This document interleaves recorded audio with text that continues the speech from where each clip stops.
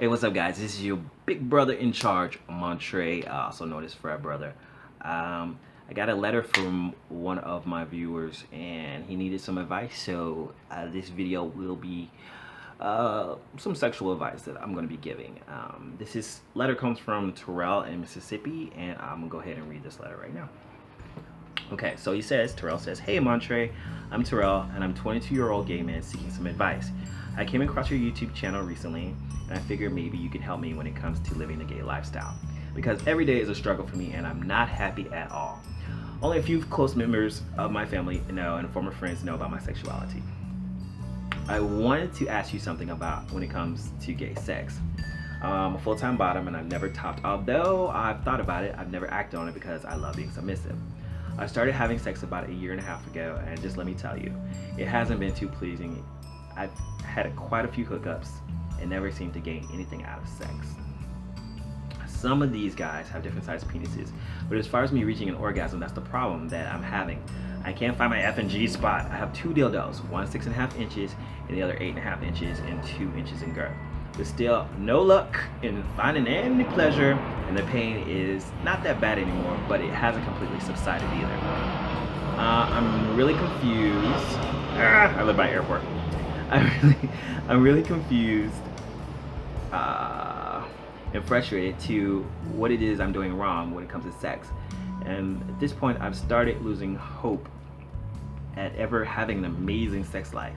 I don't want to give up my desires at bottoming because the thought of being topped and finally being able to enjoy sex is what's motivated me to keep trying. I'm lost right now and very unhappy. What does it take for me to have, me as a bottom, to have mind-blowing sex? I'm beginning to wonder if my prostate is deeply embedded in my body and that it can't be stimulated by anything I choose to penetrate myself with, or am I just, I don't know. Please help. I'm willing to answer any questions you have. Any advice would be greatly appreciated." Okay, so you can't feel anything, or you're not really having an orgasm. You said a lot of stuff, and I looked over your profile and stuff, and well, you're 22, you're really young, and right now, sex isn't, you just, like I said, you just started having sex about a year and a half ago. That's great. You're experimenting around. You're trying to figure out your body. You're trying to figure out. A lot of that is going to happen during masturbation. That's for one. You're gonna masturbate and figure yourself out, because if you don't know what your body likes, then I don't know what to tell you. Nobody's gonna be able to find it for you. When it comes to an orgasm, though, look, your prostate is not that far in your ass. It's not 6 inches up your ass. It's not 8.5 inches up your ass. It's only like a finger's length right there, where your, not really where your balls are, right after your balls. Like when a doctor does a prostate exam, they don't stick their whole arm up somebody's butt. They take their finger and they do this. So it's like right underneath your balls. It's in the taint area. You know where your taint ain't, your ass ain't your balls, it's your taint. So it's right underneath that area. So stimulating the prostate is not hard. And most of the time, if a top is doing it right, he's going to focus on trying to stimulate that prostate and not just shoving it up your ass. So there's positions and strokes and all types of things that a guy can do to another guy to kind of stimulate that prostate. But some guys are just interested in just getting it in. What is it gonna take for you to have a mind-blowing orgasm? Mind-blowing is the key. You have to get in your head. I looked at your profile. You're an Aquarius. Most definitely a relationship where you can be relaxed and calm and focus on that other person, and that other person can focus on you, and it's not just a hookup, and you're not rushing to get through the moment, and you have somebody that you actually kind of care about. That's where the mind-blowing sex is going to happen, because mind-blowing sex is when two people come together and they really care about each other, and they're really taking time to get to know each other's bodies. Because sex can be horrible the first time, and then it'll be great the second time. That's what relationships are about, because it's never going to be the same. But with hookups, you really don't get that opportunity. If it's bad, then you just don't see the person anymore. If it's really good, you may not see that person anymore. You may wish you have, but you know, when you're in a relationship, it can be good or bad, good and bad. So you can go back and forth with that. But mind-blowing sex, the biggest sexual organ you have is right here in the brain. Let's talk about these dildos. I am one to say, hey, and I did a video about this, about bottoms who overdo the dildo thing. And look, this little remote is 7 inches long. 7 inches. Okay, and that's, a lot of people want to, if you tell them you're 7 inches, they're like, oh, that's too small. I don't know how deep most guys' ass are. Your asses can be pretty deep because it's connected to your intestines. But if you need something longer than this to go up your butt, then you're pretty much worn out. This is, the end of this is 2.5 inches. Now, as a rule, I always say if you can't stick it in your mouth, you probably shouldn't stick it up your butt. Now, this is 2.5 inches, and this is what you're doing. This is exactly 8.5 inches long. Okay?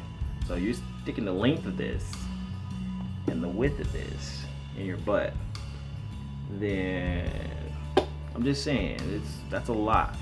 That's a lot. And maybe you'll find a mandingo who will have more than that. But they say the average guy is this long.